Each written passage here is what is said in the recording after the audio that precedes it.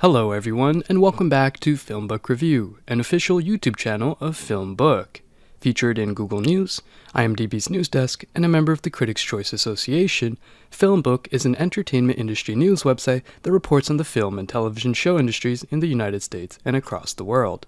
Today on FilmBook Review, I will be reviewing the film A Wounded Fawn, a movie that screened at the 2022 Tribeca Film Festival.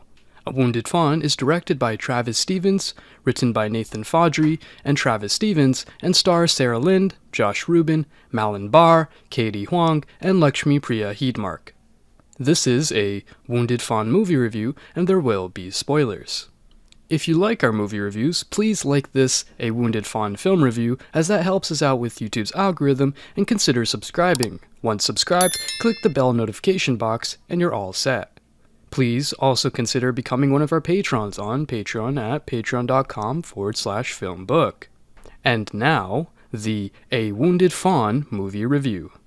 A Wounded Fawn retells, in slasher form, the ancient Greek tale of the Erinyes, otherwise known as the Furies, who pursue and taunt murderers until they die in torment. Writer/director Travis Stevens puts a fresh spin, in large part, on this ancient vengeance tale. It is clear that he and his co-writer Nathan Faudry put a lot of thought and care into the plot points. The visual richness of the scenes lifts the film out of the initial slasher trope, sure enough. But there are times when it isn't clear exactly where they're taking their ideas beyond the classical ones.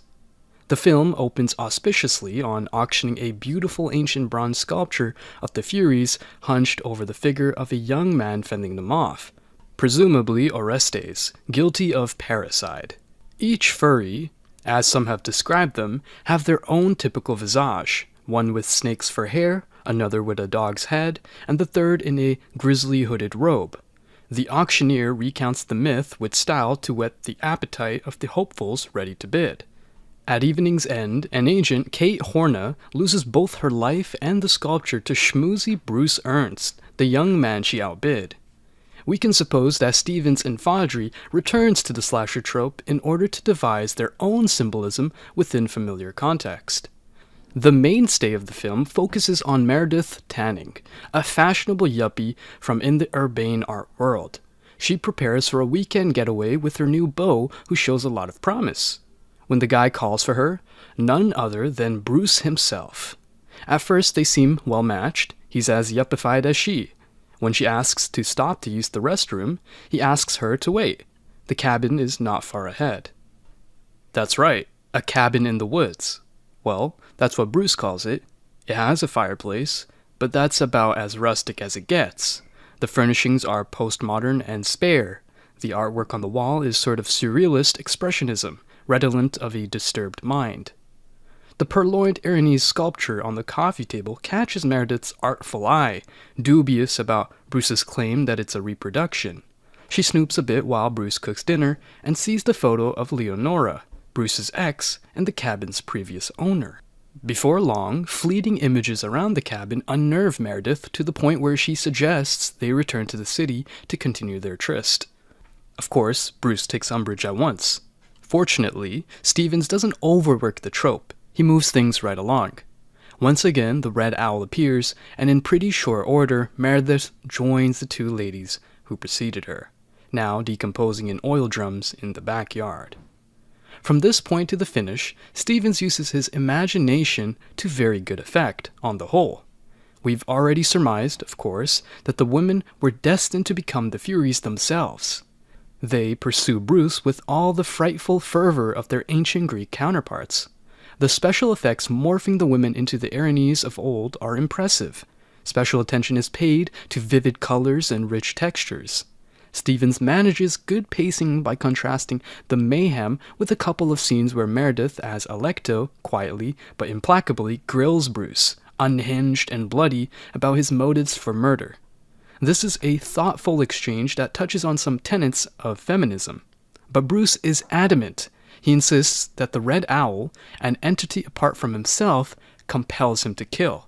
The Red Owl, a towering figure which features prominently from the start, seems to be a Stevens/Faudry creation through and through. There's nothing to suggest that an owl, red or otherwise, figures into any iteration of the original Furies legend. There's no substantial exposition to explain the origin of the specter, nothing to offset Bruce's presentation as merely a stereotypical lunatic. But there is a hint of an intriguing story back there with respect to the ritual weapon he used for the killings, a sort of brass knuckles with spikes, tarnished to suggest antiquity. As for the acting, Sarah Lynn portrays Meredith as a reasonable, rational modern woman, but she also has a vulnerable undertone that is quite endearing. Josh Rubin does what he can with what he's given as Bruce, and when not chewing the scenery, the scenes between him and Meredith have a natural flow.